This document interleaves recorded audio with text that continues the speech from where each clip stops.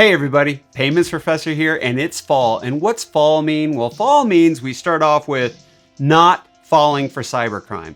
That's right. Fall brings in Cybercrime Month, which is October, and that's where we want to be able to focus on things when it comes to cybersecurity.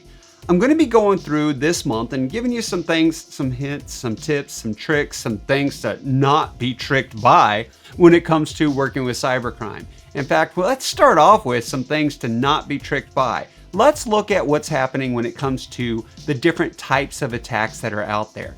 Now, attacks fall into different types of categories, different ways that they can be conducted. Some of the most common ones we hear are things like malware, DDoS, spear phishing, water holing, account takeover, synthetic ID, invoice fraud, ransomware, cryptojacking. Wait, what is all of this? Well, again, they fall into different types of categories. Some of them are like, well, the frequency or the likelihood that they're going to happen. And some of them also fall into the category of the severity if they do happen that we want to be aware of. I want to start off with, let's just start with some simple ones. Let's start with what we call commoditized attacks. Now, these are schemes that are most familiar to, well, everybody really. And they're very broad-based. They're also very repetitive. And, well, they barrage customers or consumers all the time. It's kind of like, the darn calls you're getting, the robocalls. Oh my God. I'm getting so tired of all these calls. I'm so tired of all these calls. When will these calls quit? Well, we get them in different ways too. I mean, there's phishing. Now, phishing, this is where financial institutions really need to be careful. Phishing happens in a lot of different ways. And with phishing, financial, let's say firms, are targets of schemes that involve emails that, well, they purport to be from the firm. Or a lot of times, if in spear phishing, it's going after the CEO. Or in some of these phishing email attempts, they look like they're coming from the CEO and are saying, hey, you need to click on this. You need to send this invoice. You need to send this wire. I need the money from just you. That's a major red flag, right? Be on the lookout for the red flags.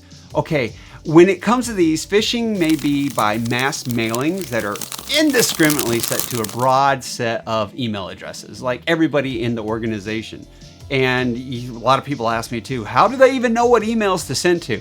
It's not really that hard. A lot of financial institutions, a lot of firms with a lot of money too, they put their information out there on About Us or Contact Us, or there's even LinkedIn, where you can learn what the ending part of the email address is, and then you can figure out what their naming scheme is, things like first name dot last name, or first initial last name, or last name first initial, whatever it is. It's not too hard to actually figure it out and start getting a lot of emails out there.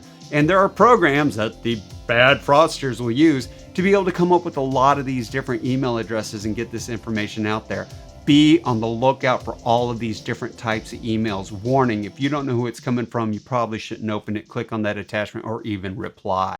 Protecting yourself is going to be key. And here in October, Payments Professor is focusing on cybersecurity, just telling you some of the ways and things that you can do to be able to, be aware of, not become a target, and protect yourself. There's more to come, so make sure you stay tuned. For now, class dismissed.